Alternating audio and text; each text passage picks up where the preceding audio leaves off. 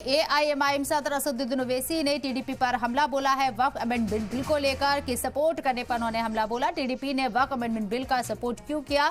चंद्रबाबू नायडू से ओवैसी ने ये अपील की है कि अपने फैसले पर दोबारा गौर करें। टीडीपी के फैसले से आवाम में गलत पैगाम जाएगा। असदुद्दीन ओवैसी ने इस बात का जिक्र किया है। वाज़ेह है कि टीडीपी यहां बीजेपी के साथ अलायंस में है, एनडीए में शामिल है और वक्फ अमेंडमेंट बिल पर सपोर्ट कर रही है। इस बात को लेकर असदुद्दीन ओवैसी ने टीडीपी के ऊपर हमला भी बोला है। साथ ही साथ अपील भी की है कि चंद्रबाबू नायडू इस फैसले पर एक बार फिर से गौर करें।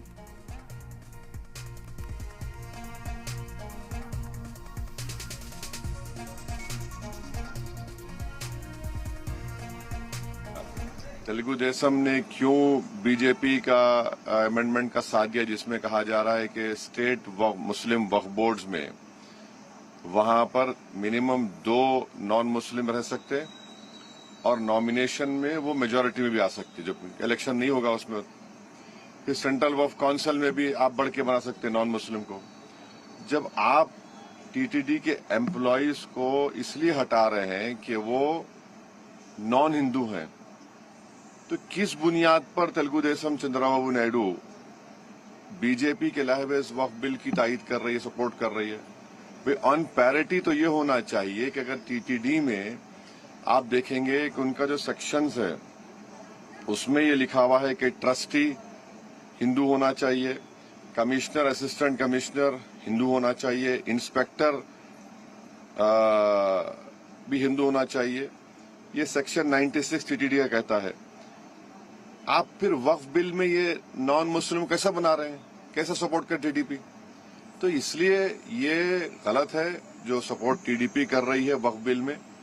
हम नारा चंद्रबाबू नायडू से ये कहेंगे कि आप अपने इस पोजीशन को दोबारा देखिए, इससे गलत मैसेज जा रहा है। ऑन पैरिटी अगर आंध्र प्रदेश एंडोमेंट बोर्ड में मेंबर भी नॉन हिंदू नहीं हो सकता है, तो फिर ये जो बीजेपी बिल ला रही है, ये लाने वाली है, उसमें कैसे नॉन मुस्लिम को मेंबर बनाएंगे आप? यही हमारा डिमांड है।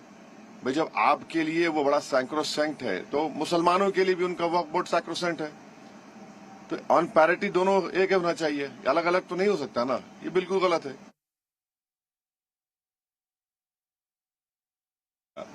तेलुगु देशम ने क्यों बीजेपी